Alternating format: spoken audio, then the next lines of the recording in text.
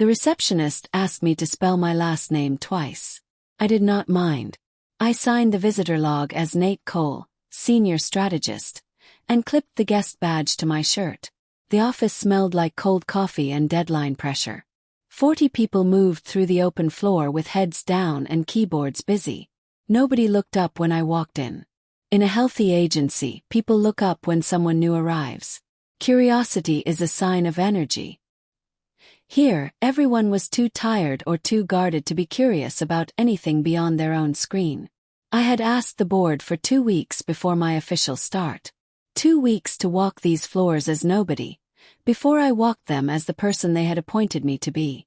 Sylvia, the board chair, had looked at me across the table and said, "That is either very wise or very unusual." I told her it was both. She approved it without another word. So there I was. New laptop. Generic title. A shared desk on the second floor between a junior copywriter and a man who ate lunch at his keyboard every day. Nobody in this building knew I was the new CEO of Vertex and Partners. I intended to keep it that way for exactly 14 more days. I spent my first 2 days watching more than working. That is the only reliable way to read a room. Stay still long enough for people to forget you are observing them. What I saw told me a great deal. The creative team was talented. Genuinely talented. I could see it in the work pinned to the walls, in the way they argued about concepts during informal hallway conversations, in the quiet pride they carried for the craft even when running on empty. But that talent was operating under a ceiling it could not name. The account managers were stretched past any reasonable limit. 3 of them carried loads that should have been split across 5 people. Deadlines were being met, but only barely, and only because individuals absorbed the pressure personally rather than anyone fixing the system. And then there was Carla Briggs. She did not hold the biggest title on the floor, but she commanded the biggest gravitational pull in every room she entered. When she spoke in a meeting, people adjusted their posture without realizing it. When she walked past a desk, conversations paused. She had made herself the load-bearing wall of that floor, and she was fully aware of exactly how much weight she was carrying. Carla found me on my 3rd morning. I was at the coffee station when she appeared beside me with the kind of deliberate casualness that takes years to make look natural. She introduced herself with a firm handshake and a smile placed precisely where she intended it. "You must be the new strategist from the parent company," she said. I confirmed it without adding anything. She asked where I had worked before. I told her I had spent the last several years in brand consulting, which was entirely true. She nodded, the way people do when sorting information into categories rather than genuinely absorbing it. "We could use some fresh thinking," she said warmly. "This place has been through a rough stretch." I thanked her for the welcome and said I was still getting oriented. She patted my arm once and moved on. The whole exchange lasted 90 seconds. In those 90 seconds she had evaluated my threat level and concluded I was manageable. A capable newcomer she could monitor and redirect as needed. I watched her cross the floor back toward her office. She was very good at this particular kind of calculation. And from everything I had seen in 3 days, she had been running it completely unchecked for far too long. The Hartwell prep meeting happened on my 4th day. I had not been included on the invite, but the conference room had a glass wall, and I could see the energy inside collapsing from 20 feet away. After 10 minutes, I asked Theo, the account manager sitting nearest me, whether it was a closed session. He said, technically no. So I walked in and found a seat at the back. What I witnessed was a slow, thorough disaster. The team assigned to Hartwell's quarterly review was presenting recycled concepts dressed up with new color palettes. The competitor analysis was 18 months stale. The budget model had not been updated to reflect Hartwell's publicly announced Q3 restructuring, information in the trade press for 6 weeks.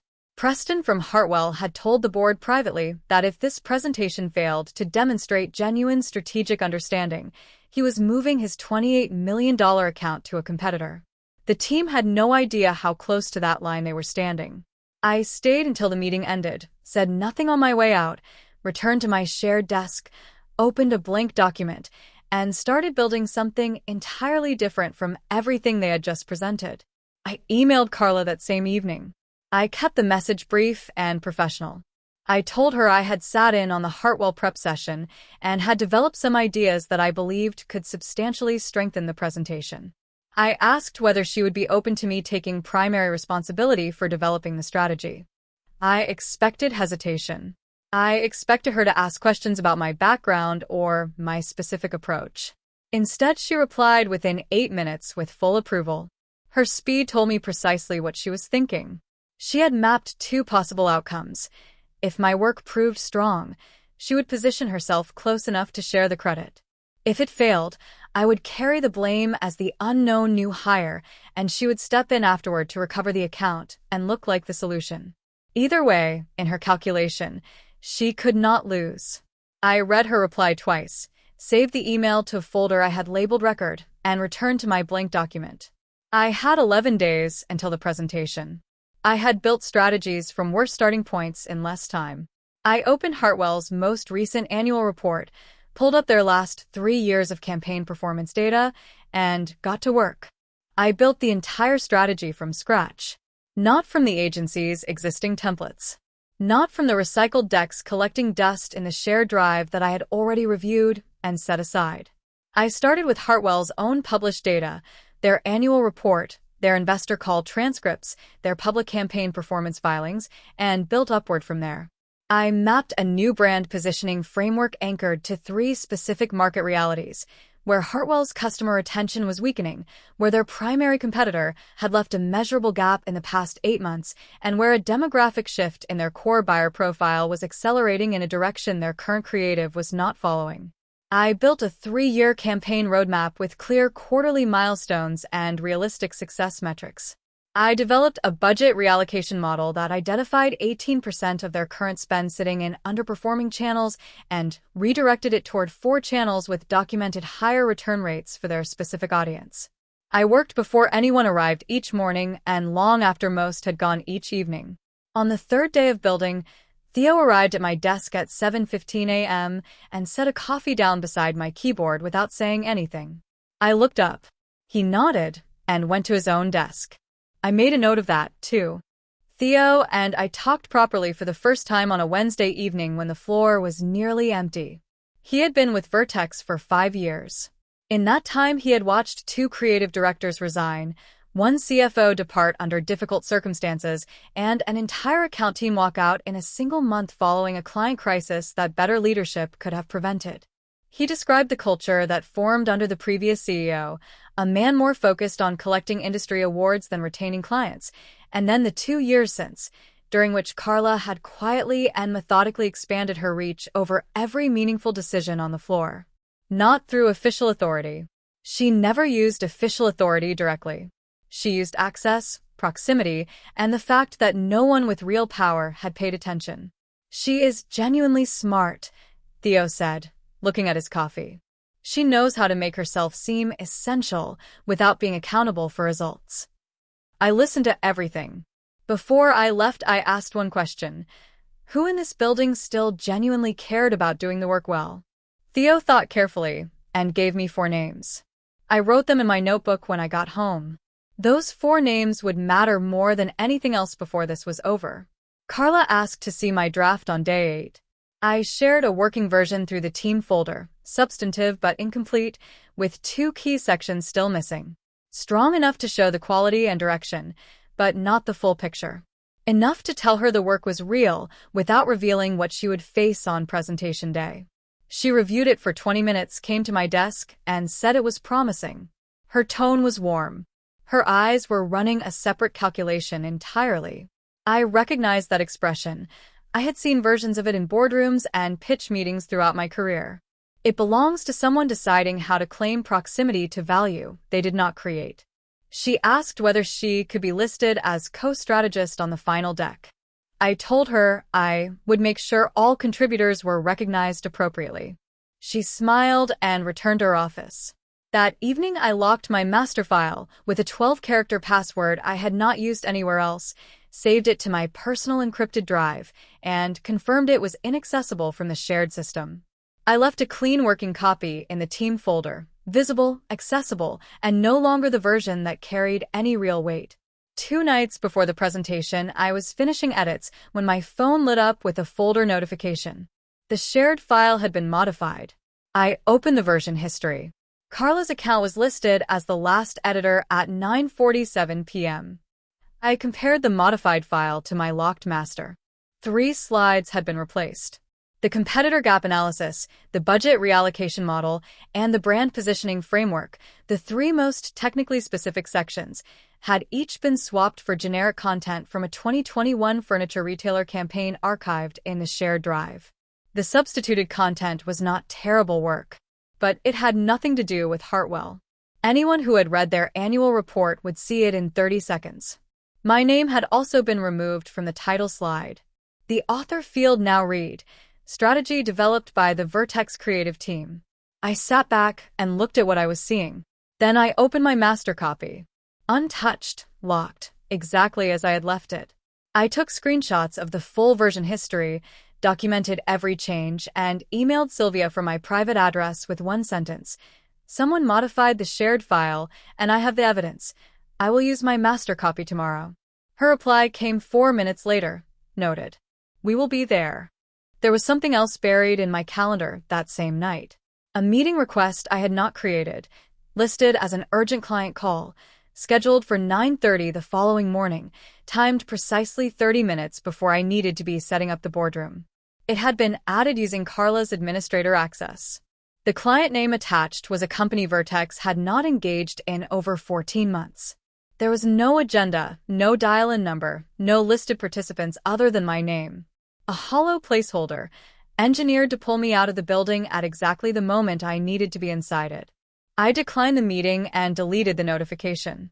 I forwarded the full calendar metadata, the creation timestamp, the account that generated it, the absence of any legitimate client detail, to Sylvia as a second attachment. Then I called Theo. It was nearly 11 at night. He answered on the second ring without any sign of annoyance. I told him I needed him in the boardroom at 8:30 the next morning with his personal laptop, ready to connect to the display system and load a file I would send before midnight. He did not ask a single question. He said, I will be there at 8:15. I thanked him and ended the call. I sent Theo the final master file at 11:20 that night, encrypted, with the password sent separately 5 minutes later. Then I printed 10 clean copies of the deck, bound each one, and stacked them by the door. I saved the master to 3 separate drives and emailed a timestamped copy to my personal account and to the company's retained legal counsel, a precaution that needed no explanation in the accompanying note. I slept for 5 hours. I was back at the office by 7:40. The building was quiet in the way large open offices are quiet before the day begins, not peaceful, just holding its breath. I made coffee, read through my notes one final time, and walked the entire presentation through my memory from the opening line to the last data point on the final slide. I had delivered hundreds of presentations over my career, investor briefings, crisis communications, turnaround pitches in hostel rooms. This one was different not only because of the financial stakes. It was different because of what it was going to make visible. About this agency. About the people in it. About what was worth saving and what was not. I was ready for all of it.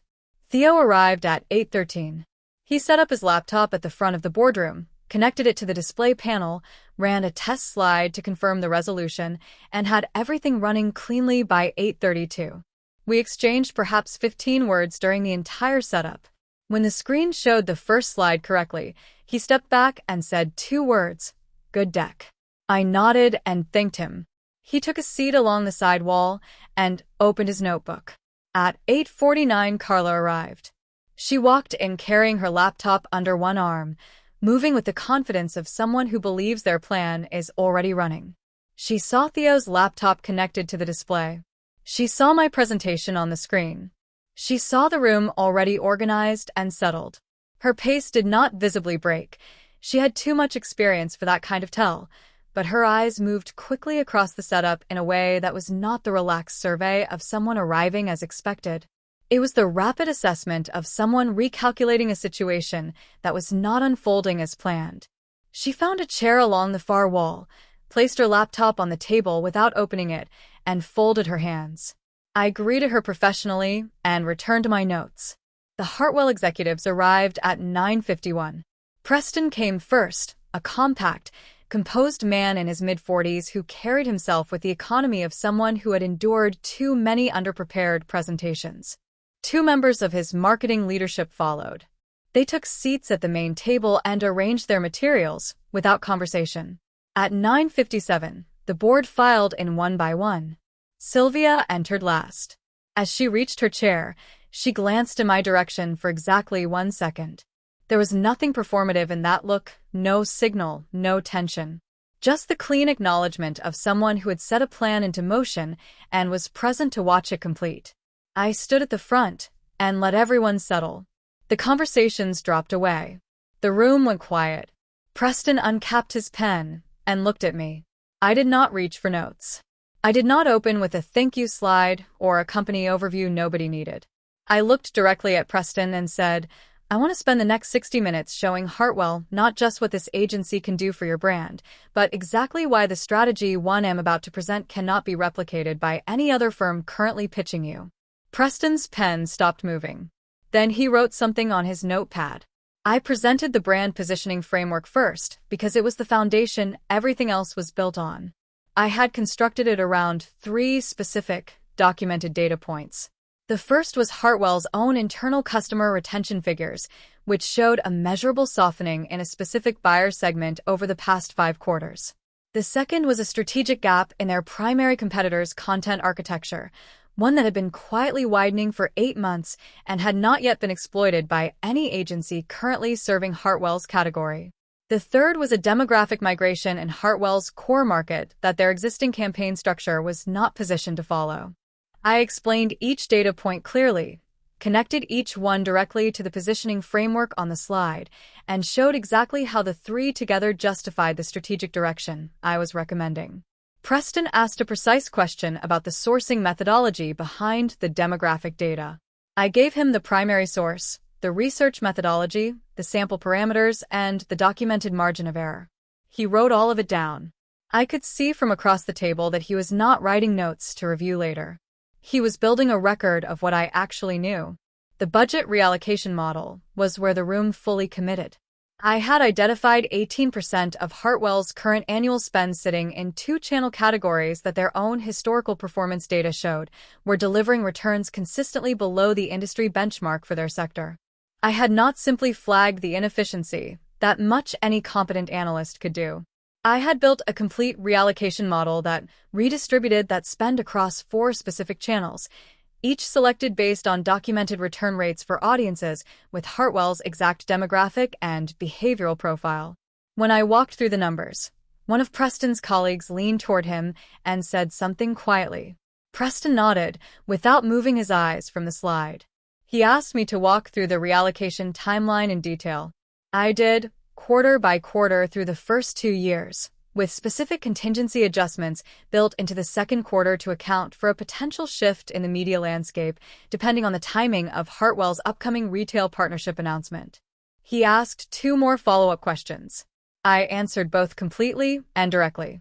The board member 3 seats to Sylvia's left, a man named Warren, who had spent 20 years as a senior media buyer before joining the board, had not shifted in his chair in nearly 7 minutes.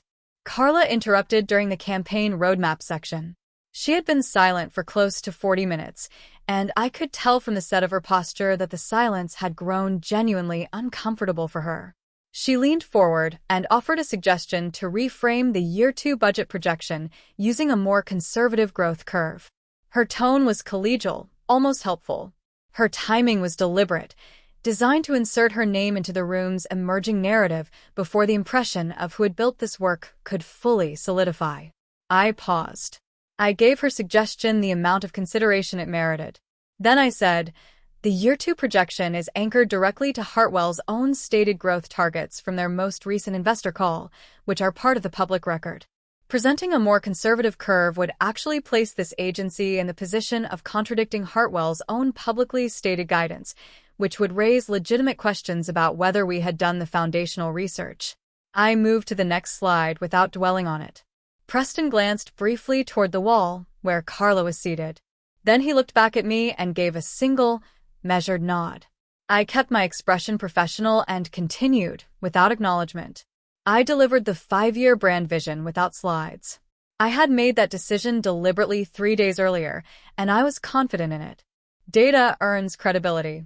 Vision is what creates commitment. I stepped away from the screen and addressed Preston and his team directly and personally. I described where Hartwell's brand could realistically be positioned in 5 years if the strategy was executed with discipline and consistency, not with the inflated optimism agencies used to win pitches and quietly revise 6 months later. I named the growth corridors clearly. I named the risk factors honestly and specifically.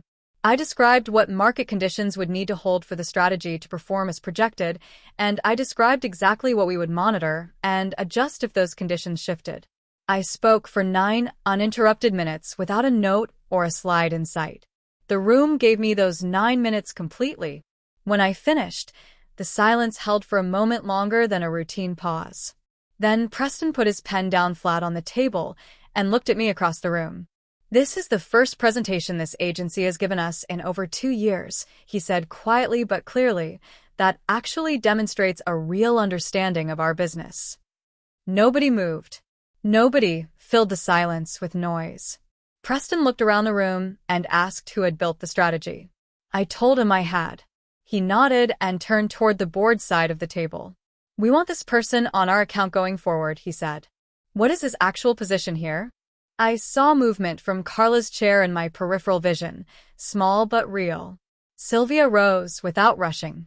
She thanked Preston for the question and said she wanted to provide the full context. Her voice was measured and unhurried. She said, "Nate has been with us for 2 weeks in an observational capacity. His actual title is Chief Executive Officer of Vertex and Partners. The board appointed him 6 weeks ago.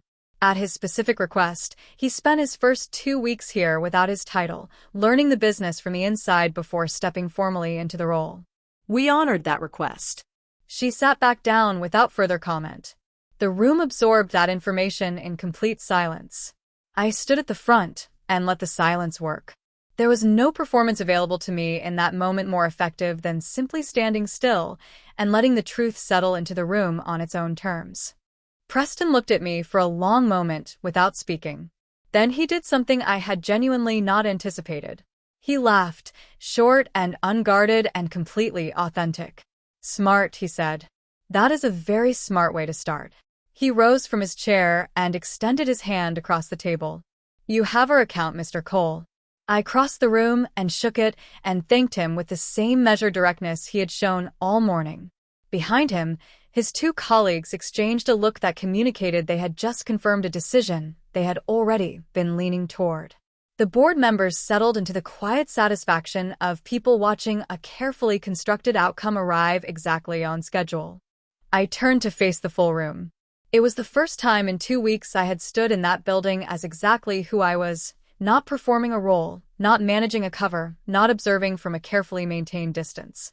Standing fully present, with no gap between the person in the room and the person I actually was. I did not feel taller. I did not feel vindicated in the way that word usually implies. I felt clear. Precisely the way you feel when work built in private finally meets the light it was always designed for. Carla had not left her chair. Her posture remained composed. She was far too experienced to allow a visible collapse, but her hands were pressed flat against the surface of the table in a way that communicated considerable internal effort. I opened my laptop, connected it to the display system, and pulled up the shared folder version history without any introduction or framing. I projected it on the screen and let the room read it. The timestamp was clearly visible, 9:47 p.m., 2 nights prior. Carla's account name was listed as the last editor. The specific changes were itemized in the log. 3 slides replaced, authorship field modified, original contributor name removed. I let the board, Preston's team, and everyone else in the room look at it without interruption for 15 full seconds. Then I closed the laptop quietly. "I want the record to be complete," I said. "No elaboration. No editorializing. No visible satisfaction. Just the clean statement of someone who had maintained accurate documentation and was now presenting it to the appropriate audience, without distortion. The room held its quiet. Nobody looked at Carla directly. But every person in that room knew exactly where the evidence was pointing and had arrived at the same conclusion without needing to be led there. Sylvia addressed Carla by name, clearly, and without any change in her measured tone. She identified 3 specific violations. The first was unauthorized modification of a client-facing strategic deliverable. The second was deliberate alteration of authorship records on a formal agency document submitted for board and client review. The third was the creation of a false calendar appointment designed to obstruct a scheduled client presentation. Sylvia said that each of these violations individually would ordinarily initiate a formal disciplinary process under the agency's employment policies. Taken together and in the context of a board-observed client presentation, they constituted gross misconduct under the terms of Carla's employment agreement. Sylvia said Carla's employment at Vertex and Partners was terminated with immediate effect. Her system access would be suspended within the hour. HR would process her exit documentation by end of business. She could be escorted from the building at her convenience, but no later than noon. Carla stood. She smoothed the front of her jacket with both hands, deliberate, unhurried, a performance of composure for an audience that was watching very closely. She looked at no one directly. Then she walked to the boardroom door, pushed it open, and left. It closed behind her with a sound considerably quieter than the occasion deserved. The room released a breath it had been holding. Not dramatically, the smaller, quieter kind that comes when something unresolved has finally been resolved. Preston's team gathered their materials. At the door, Preston paused and looked back at me. "Whatever you saw in those 2 weeks," he said, "hold on to it." I told him I intended to. When Hartwell's team had gone and only the board remained, Sylvia looked at me across the empty table and asked if I was ready to begin. I opened my notebook to a page near the back where I had written 4 names on a Wednesday evening 10 days earlier. I slid it across to her. She read the names. She paused at the second one. "Theo Daniels," she said. "Currently an account manager." "Future head of client operations," I said. She looked at the remaining 3 names, then closed the notebook and returned it. "When do you want to make the announcement?" she asked. I told her that afternoon. She nodded once and reached for her phone. The restructure of Vertex and Partners began in that moment, in that quiet room, with 4 names in a notebook and one clear decision about what this company was going to become. I called the full staff together at 3 o'clock that afternoon in the open floor area. All 200 people, including teams from below, who came up and stood at the edges. I did not use a presentation. I stood in the center of the floor where everyone could see me, and I spoke directly. I told them my real name and actual title, and why I had spent 2 weeks among them without either. I told them what I had observed, the genuine talent on the creative team, the exhaustion in account management, the structural problems that had calcified too long, and the political culture that had been rewarding positioning over performance. I told them that was going to change, specifically and measurably, starting today. I named Theo as acting head of client operations. I named the other 3 people from my notebook into newly created leadership roles that matched what they had been doing informally, without recognition for years. I told the creative team that the ceiling they had worked under was gone. When I finished, the floor was quiet for a few seconds. Then someone began clapping. It spread across the room the way real things spread, not from obligation, but from recognition of something that had been needed for a long time. Theo found me in the empty boardroom an hour after the all-staff meeting. He set 2 coffees on the table and asked a direct question. Had I known from the first week that the agency could be saved? I told him I had formed that opinion on day 3, but that it depended entirely on whether the 4 people I had identified would step into the roles I was going to offer them. He asked what had convinced me they would. In every organization I had worked in or turned around, the difference between salvageable and not came down to one thing: whether the people who genuinely cared about the work were still present. At Vertex, they were still there, tired and underrecognized and operating well below capacity, but they had not left.